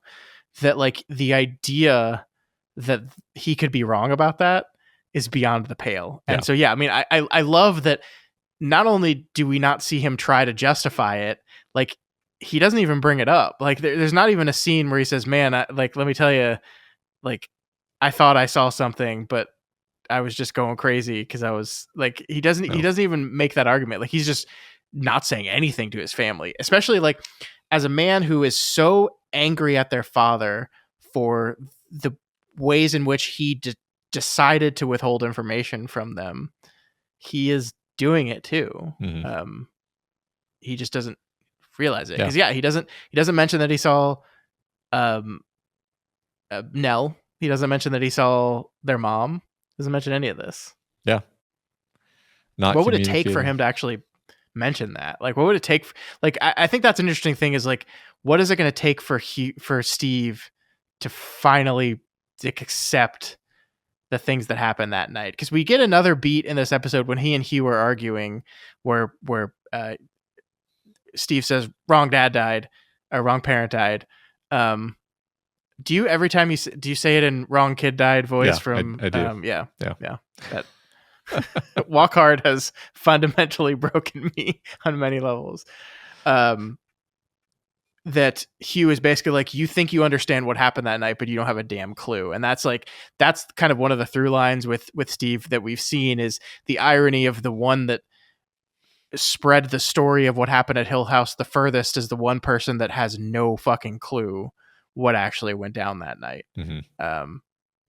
I like that beat, and I think it's going to be really interesting to see, because presumably we're going to get the full story of what happened on the last night. I mean, there's a few to answer your question of like, what would it take? There's a few things you can imagine, like something supernatural happening in a room where multiple people see it would be one way of doing it. Sure. But that being said, I don't feel like this show does that usually. And if you think about the house as like an agent who is intentionally fucking with these people, it's not going to do that because that's too unambiguous. It likes to just mess with them, and so it messes with them individually, right? That's it's almost, you could say, why it terrorizes them individually is because the power of the family united is what it is, scared of. Perhaps maybe I'm being overly generous, but maybe it can't, or just maybe it won't, because that would give them a chance to unite against it. Now, like, I could imagine like perhaps more dramatically potent moments, like Luke, basically he sees Luke as his little brother. It's his job to protect Luke. Luke is an incompetent junkie, but I can see Luke like standing up for himself, to put it simply, and conveying to Steve, like, look, this is what I've been seeing. This is what I think is happening, and kind of appealing to him man to man in a way that he's not necessarily going to be open to coming from Hugh, but he might be open to it coming from Luke, something like that. Yeah, I could see that. Maybe part of it is just like, I want to see that, Sure. Yeah. Seeing his baby brother as maybe a little bit more than just a baby brother, a screw up, a junkie, an addict. Yeah, I think the the seeds are laid for that, because one moment I do really like in this episode is Steve's like acknowledgement that Luke is doing okay. Like when he's talking, I think it's to Shirley.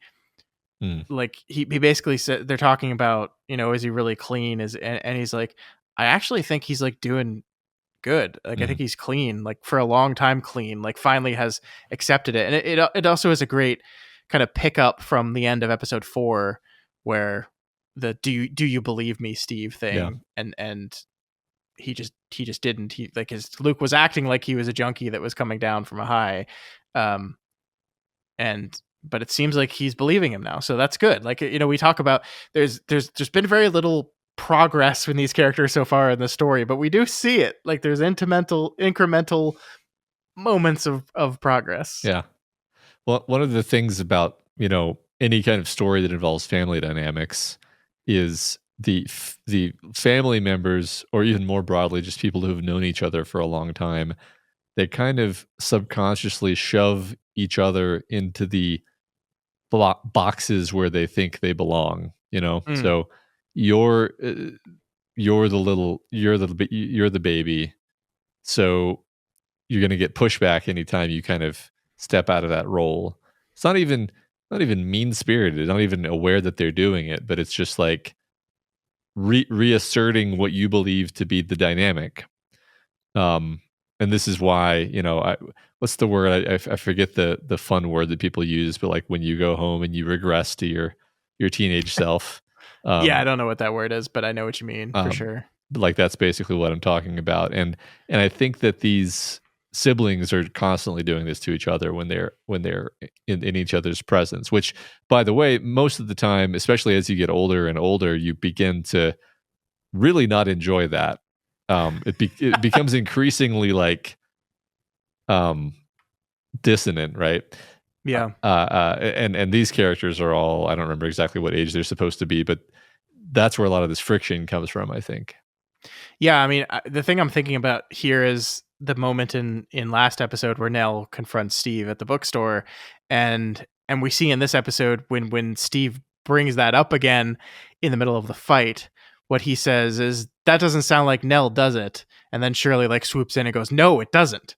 And that's when they turn on the psychiatrist and go to town on Dr. Montague. And it's like, well, I mean, that's interesting, Steve. I think that is because that's not the Nell bucket that you had created and put her in. Like she's maybe this is like, Nell was in the middle of having a breakdown, so I think it is fair to say that's not like her normal behavior, but it's like it's behavior that came naturally from your refusal to acknowledge her, that she felt like this was the only way to get your attention. Yeah.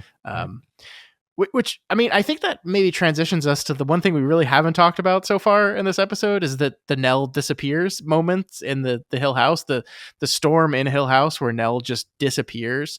Really love that shot, by the way, where Shirley's holding her hand and then suddenly little Nell is gone. And Shirley says, like, I never felt her stop holding my hand is a great creepy moment. But the reveal at the end of the episode is that from Nell's perspective, she was there the whole time, and she was standing there and wondering why no one could see her and no one could hear her. And this is just perfectly in tune with everything we understand about Nell, right? That like this constant feeling that her family is ignoring her, her family is not seeing her family is not hearing her.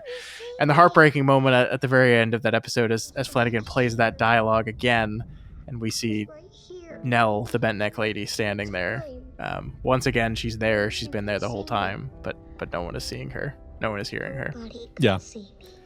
I mean, yeah, I agree. It's great. It works great metaphorically. It's also very creepy. Yeah. I think also there's this element of like the house, even back then, was trying to pry Nell away from the rest of them. Maybe because there's all, we don't really understand the house's motivations, if it even has them, but I think about the fact that it seems to be simultaneously like preying on the kids and also clearly trying to literally kill them, like not like terrifying them, but also trying to kill them, and but like both of these things, right? And it successfully has killed two of the family members now, and like it. I'm now like returning to this idea that when the family is united, they actually are too, you know, they're too strong to be attacked. That they could Mhm. actually defeat the house if they were together. But and you know, it's the divisions between them which partly are you know, just the natural schisms that come up over a you know, some kind of family drama, but also are partly sort of exacerbated by the machinations of the house. Yeah. To me, it seems like I can finally see like where we're going with the show, meaning like the family, the arc has to be the family comes together to confront the house while resisting the house's attempts to split them apart, and their own natural fault lines between them, which of which there are many at this point. Yeah, I mean, it's actually a stealth Fast and Furious prequel because it's all Yes, about family. it's all about family. Yes. Well, yeah. No, but I mean, I think you know, I think we're going to have a lot to say about family throughout the rest of our episodes here. But yeah, I mean, I think a lot of what the episode is centering on is kind of the power of family and like the uniqueness of a family relationship, Mhm. um, which is like friendship is very very important. I love friendship, like marriage and love, but like family, it's like sibling love is like something that's so unique and interesting in this world because like you love each other and it's unconditional love, but also you drive each other fucking crazy.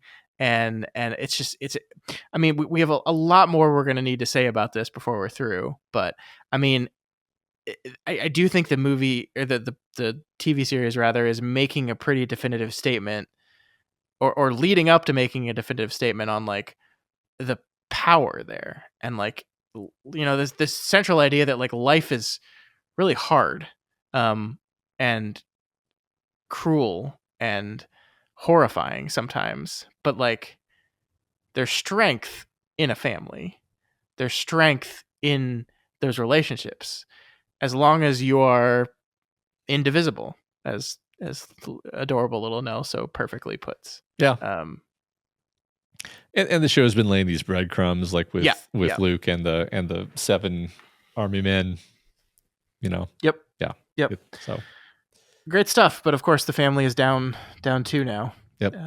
5 to go, so we're gonna figure it out. uh I think we're officially in list of stuff I like mode now. Okay.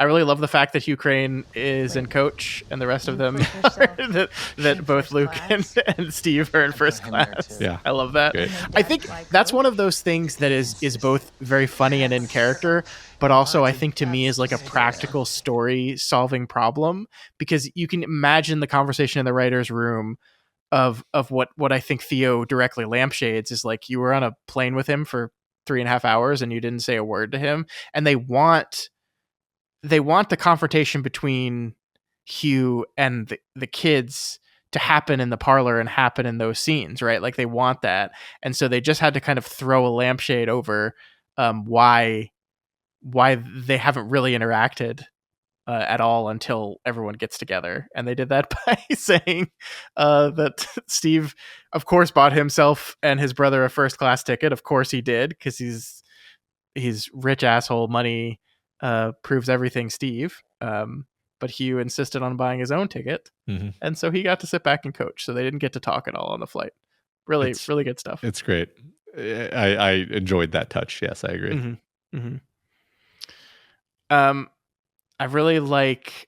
so we talked about how the flashlights and stuff were lighting. I really like the lighting of the flashlights. I like the power, like these are like the most powerful flashlights that have ever existed in the history of the world because they have to light, like there's that one moment where Hugh has to shine the flashlight down all the way down the hallway to see Liv at the very end of the hallway, and it's like I think literally the entire length of the soundstage that they're on for the set, and they have to have one flashlight beam shine down that, and it like perfectly lights it. I'm like, man, wonder if Carla Gugino had to like close her eyes because the beam of that flashlight was so overwhelming. That's interesting. I didn't notice that. That's great. Mm-hmm. Yeah. Do you have any you like? I mean, I think I worked in all of my things that I liked into the conversation. Yeah, I get it. You're better at this than I am. Jesus. It's okay, Scott. A couple more things I wanted to say that I thought were funny. Like, so the when Nell is in the bent neck lady, or sorry, when Victoria Pedretti is in the bent neck lady makeup, she's wearing contacts that make it so she can't see at all. So all the scenes where Nell has to be like flown in to the scene very, very quickly between camera moves, like she's basically blind. Has to be like carried because she can't see anything. And so just imagine all those scenes, she's just awkwardly standing there and she can hear characters' dialogue, but she can't see anything. And she's just waiting for someone to like come up and pick her up or lead her out of frame.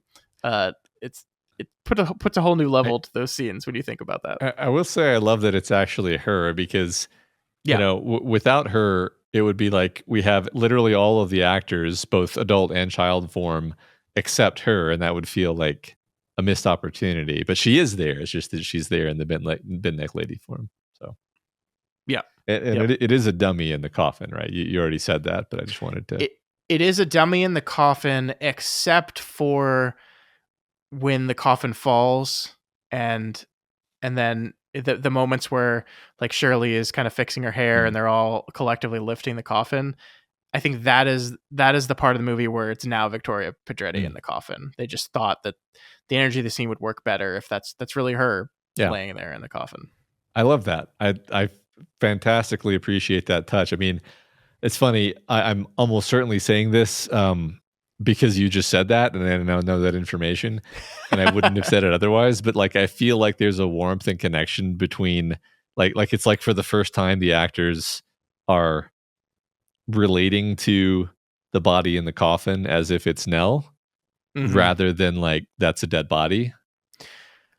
I think you're right. And I think part of that is we go back to the traditional storytelling structure of cuts and edits and coverage and all that kind of stuff, right? Like this is the fascinating thing to go back to what maybe for the last time, our central question of why did we do it this way? Not just because we could, but because it enhances the story. It does something special and magical and unique. The moment is over. The storms have passed, right? Like this is the metaphor of the episode is the storm that comes, and everything is kind of heightened because we're shooting it this way, and conflict is tense, and the thunder is rumbling, and the tornado is tornadoing, and everyone's yelling at each other and angry, and then all that breaks and stops the second the coffin collapses. And it shocks us back into how we light a story typically, how we shoot a story typically, how we edit a story typically. The music comes back in. There's no music in this episode until that moment. The coffin collapses and we cut, and then the music slides back in, and all of this resumes. And it's almost as if like the storm has passed, and now perhaps for the first time, it's not just about I'm angry at my family for doing this, or that's a person that like it's, oh my God, that's Nell. Yeah. And I know they've said it until that point. Like Steve says it, it's like, that's Nellie in there. Like, but like for the first time, like feeling it. Yeah. And it doesn't happen until the coffin collapses. It doesn't happen until we break the form of the episode. It doesn't happen until the storm passes. And I think that matters. So yeah, I mean, I think what you're feeling there is exactly what the episode wanted you to feel. Totally. Great episode. Wow. Fucking TV, man. I know. God, I love this show. Me too. Again, we are hyperbolic a lot on Flanagan's Wake and Kingslingers and at Doof Media. We're as hyperbolic as 1,000 supernovas. but I do think this is just incredible work across the board. I want to say once again, like Timothy Hutton, holy shit! Like he hadn't gotten much focus on the show yet, and this is kind of his welcoming party, and the way he plays this character, I just can't get enough of. Like, he's so uncertain. He's so overwhelmed. He's overwhelmed with love, but also guilt and grief and this sense of responsibility. Like, I think everything that they are saying to Hugh throughout this episode, he probably kind of feels that himself. Yeah. Like, I don't need you to tell me that. I'm already thinking that. Yeah. And then we got this weird thing that he's doing with clearly Liv over his shoulder, whispering things to him. Right. Or maybe he's just cracked. I mean, it's possible. Yeah, very possible too. Sure. But yeah, that's definitely. I was definitely thinking that Liv is right next to him the whole time. So yeah, I mean, like I love Henry Thomas, and I think Henry Thomas is one of my favorite Flanagan actors. I really like everything he's been in for Flanagan and everything he's done in his career. But man, Tim Hutton. Yeah. Wow. Well, what I love about it is like you buy Tim Hutton as the older, ground down by life and broken version of Henry Thomas's portrayal. Totally. So. Yeah. Yeah. Oh man, I just overwhelmed with feelings towards the show right now. Me too. Yeah. So that is episode 6. 2 storms. I don't know how much of the camera or the microphone has picked up the storm that is absolutely raging behind me for the last hour and a half, but like lots of emotions going on here over here with that. Pretty perfect. That's excellent. I heard one clear clap of thunder from your end a few minutes ago, but it was a very loud one a little bit ago. It was so loud that it set off I have the monitor in my daughter's room set to detect noise, like so we can tell if she's crying, and it caused that to go off. Jeez. So, yeah. But it's fine. It's not like there's a ghost. No. Here. Yeah. There's got to be one weird, freaky thing that happens associated with each one of these episodes that we record. Yeah. So tune in next week for episode 7 of Hill House, Eulogy, where we will find out what freaky thing is going to happen to you or I. That's right. In that recording session. Yeah. Eulogy, Matt. So we're going to move on to the funeral itself. All right. This was just a wake. It's true. All right. Before we wrap up for the week, we do have to go back to our discussion question from a couple weeks ago. I believe this was the one on the Luke episode, on episode 4, the twin thing, where we asked, what's your favorite awkward dinner scene in books or TV or movies or what have you? That's right. The first answer from Jaraxxus Eridar Lord is Hereditary. In the wake of a family tragedy, the surviving members try to hold it together while feeling shame, guilt, and blame.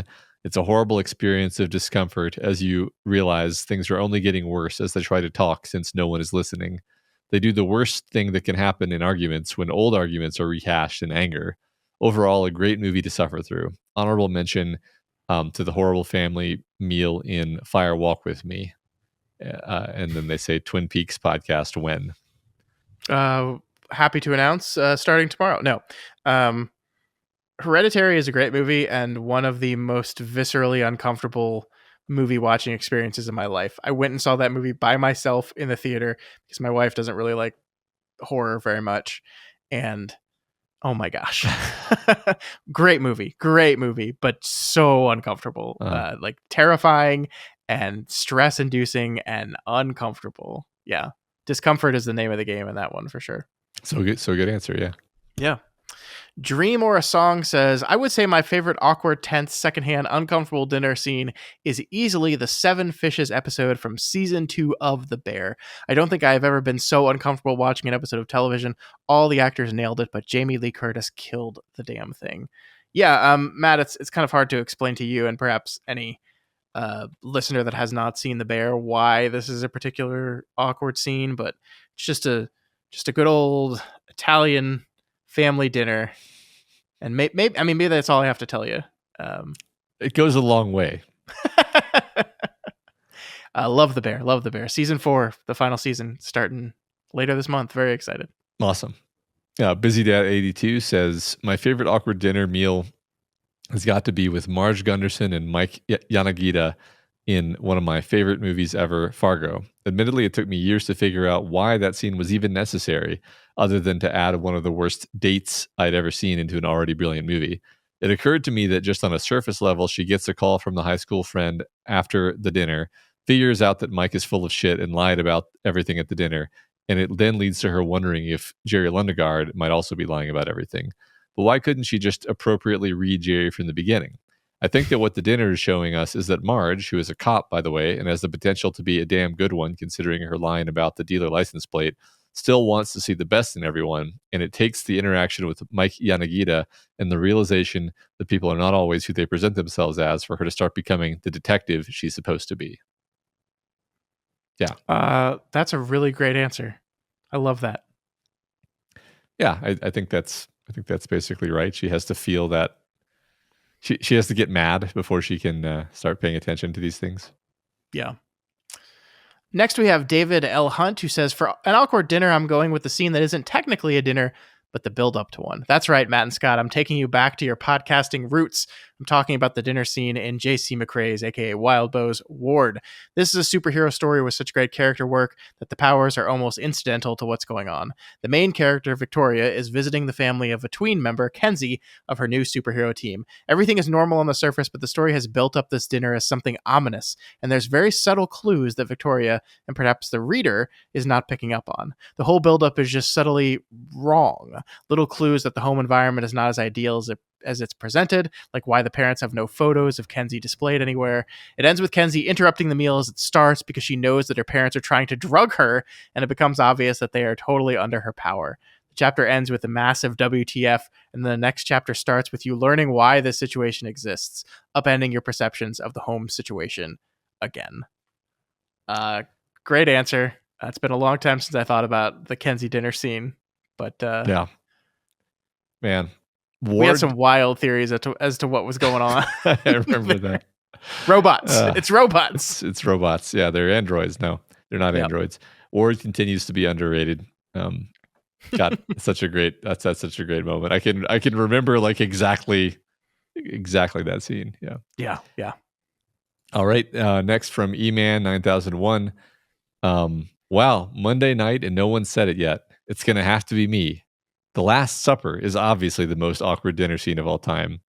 Imagine you're chilling with your buddy Jesus, and the first thing he does is say, "Oh my God, your feet are disgusting. I have to wash these before we eat." And you protest Jesus.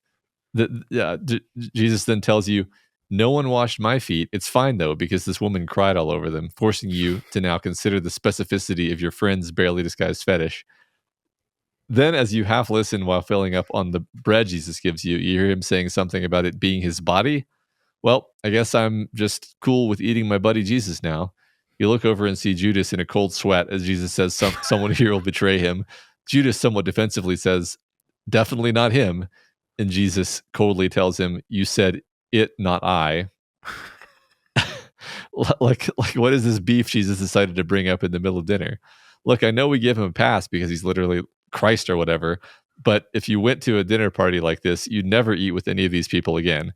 People are going to crucify me for this opinion, but Jesus was a bad host that night, and you can't change my mind. I got it. Oh my God. He was a bad host. Oh, the sacrilege. Get it? He was a bad host. See if am I burning? Are we burning? I was the one who had to read it. Yeah, that's true. You're fucked. Yeah. All right. And now we have like 300 summary answers that I'm going to go through real quick. Okay. Michael Turn the Key says the bear episode that we talked about earlier. Hidzik chooses Christmas Vacation, a disastrous Christmas Eve dinner with the shriveled turkey and the burning tree. Philgard 007 picks a bunch of stuff, including Meet the Parents, Hereditary, and American Beauty's family meltdown scene. Shortstop 88 selects the Severance dinner and Black Bag's tense information gathering meal. I don't know what that is. Do you know what that is? It's a great movie that came out in January that I told you to go see and you never did. Cool. So yeah. Great. Aqua Lungfish picks Gilmore Girls Friday Night Dinner with its kinetic editing showing the escalating family arguments. Hobo Demon discusses I'm thinking of ending things, uncomfortable, awkward dinner within a surreal car trip. Scantron093 picks the Breaking Bad dinner with Jesse caught between Walt and Skyler's hostile exchange. Yep, that's a good one. Pear Jane chooses the alien chestburster scene. And the aliens crew dinner with Bishop's knife trick. Those are both great dinner scenes. I agree. Very, very awkward in both cases for different reasons. Mexikim says August Osage County featuring Julia Roberts and Meryl Streep's powerhouse performances. It's as Narthing. I'm sure I'm misreading that. Says Texas Chainsaw Massacre family dinner with captive teens and gruesome food. I think it's a snare thing. It's a snare thing. Yeah, that's right. Baby King You Dig Your Sam says dinner in America, an indie comedy with multiple uncomfortable family dinner scenes. Willie XXL says The Office's dinner party episode as peak awkward television dinner. I think I know which one you're talking about. Yeah, at Michael Scott's house, right? Yes. Yeah. Yes. If you like cringe comedy, it's a great episode. I love that episode actually. Brave Run says the perfect host starring David Hyde Pierce with mysterious dinner circumstances. I might have seen that. Duran Longbeard, Nothing But Trouble with Dan Aykroyd's judge eating disturbing raw sausage. PWHP Party 3. The Invitation, ex-wife dinner party that slowly reveals sinister undertones. Steve Living Room says the Nutty Professor family meal with farting and ridiculous comedy. Do Fan 2025, great name, says Roland, the Dark Tower's Roland and Farmer Brown dinner with Tull storytelling. So basically, the dinner where Roland decides to awkwardly recount the first part of the book to Farmer Brown. Very awkward. OK Row 2424 says the Watchmen dinner scene where the therapist describes Rorschach's case traumatizing his guests. Accidental Anchoress says the in-laws with Peter Falk as awkward meal choice. And Bent Westward says the Hobbit's unexpected party with the dwarves overwhelming polite Bilbo. The problem with this new thing you do is I so want to comment on so many of these as you go through them. And it just like that would break the whole system and make this take way too long, and then we'd have to stop doing it. So I just have to sit silently and be like, I know. This was by far the most of these that I've done, and I don't know that it works super well, so we might have to adjust our system, but appreciate everyone's answers regardless. My favorite response to this question was the person whose post just said, I have nipples, Greg. Can you milk me? And Reddit flagged it as offensive, and I had to go in and approve it. Oh my God. That's great. Yeah. I love that. Lots of awkward dinners out there. I think this is great. Lots of awkward dinners in storytelling. So lots of answers and lots of opportunities. And yeah, you got to love them. You got to love an awkward dinner scene. Yep. All right, Matt, what are we asking the folks for next week's question? What is your favorite oner? It's kind of a unsurprising one, right? Like, there's 4 in this episode of television, and plenty more out there that are really, really, really great. There's a lot of famous oners. Mm-hmm. Yep. A lot of fun ones. Spielberg really likes to do them. He's pretty good at them. Spielberg is famous for like the Spielberg oner is a oner that you don't realize is a oner until like he's very good at hiding them, and then you're like, wait a minute. He's really good at that. It's good filmmaker, that Steven. I've heard of him. Yeah. All right, folks, that's going to do it for us this week. Next week, we will continue with episode 7 of Hill House. I can't believe it. We're getting close to finishing this thing. That's wild. Episode 7 titled Eulogy. We'll be covering next week. Remember, you can reach us via email at flanaganswakepod@gmail.com, over on Twitter at flanaganswake19, on the subreddit at reddit.com/r/doofmedia. That's definitely the best place to answer those discussion questions and just to hang out. We're also on Blue Sky at Flanagan's Wake Pod and Instagram at Doof Media. And don't forget, every episode can be found on YouTube in video format. Seeing a lot more people over there on YouTube, so go join the party. Yeah, I think especially for this I mean, you've just listened to it all, so I can't say, especially for this episode that you've just now finished listening to, go check it out on YouTube. But maybe you watch it again, because yeah, I think we're going to be putting a lot of cuts to a lot of the scenes that we're talking about here, because this is a very technically heavy episode. So lots of opportunity to see exactly what we're referencing as we talk about the camera moves and the swirling and all the tricks that this episode had. That's right. But do you want some merch? I think you do. So head on over to doofmedia.myshopify.com and get your Nellie's in the Red Room mug, because Nellie is in the Red Room, and you've got to drink some tea in the Red Room. Yep. Because it's a tea party. It's a tea party. In your mug. You look tired. You need to kick up your feet in the Red Room. That's doofmedia.myshopify.com. We have Nellie's in the Red Room. We have Ghost Bear. We have all kinds of great merch for your wearing pleasure. That's right. So check that out. And if you like Flanagan's Wake or any of our other shows and you want to support us, then please consider donating over on our Patreon account at patreon.com/doofmedia. We've got a whole bunch of bonus content over there. A huge backlog of discussions of Stephen King adaptations, and more recently a bunch of discussions of the television show From. Yeah, and new stuff coming along constantly. I think the membership pays for itself, but we do appreciate the support. We also appreciate support through many other ways, including leaving us a rating and a review. This week's Spotlight review comes from Albie Shop, who gives us 4 stars. Ooh. And says, thoughtful commentary and a friendly vibe. I picked this up pretty randomly. Hadn't heard of their previous shows. I just like to see what people have to say about Flanagan and related works, and they have a lot to say. The level of detail in the discussion is really satisfying, bringing out a lot of things I had missed. They have good conversational rapport too, although a side effect is that sometimes get sidetracked into just bantering, and so the episodes tend to be very long, which is my only minor complaint. I have to say, we've received lots of criticism over our time broadcasting our thoughts and opinions over the internet, and this feels like the most fair critique I've ever gotten. Yeah, I was just like, that's just an accurate description. So yep, that's totally right. Yeah. That's totally right. Well, we appreciate the kind words anyway, Albie Shop, and everyone else who has sent rating and reviews. Thank you so much. We really do appreciate those. They really do help. And yeah, our episodes are long. I honestly thought that our episodes of the television show would not be so long because it was only an hour of television each time. But I am once again a liar. So it's okay. Sorry about that. At least you're not lying to me about taking the blood money. That's true. Because we agreed that we weren't taking the blood money. Yeah. Looking up at this shiny new camera I bought. Wonder. All right, folks. We'll see you back here next week for more The Haunting of Hill House. Until then, rest in peace, Mr. Flanagan. Enjoy your wake.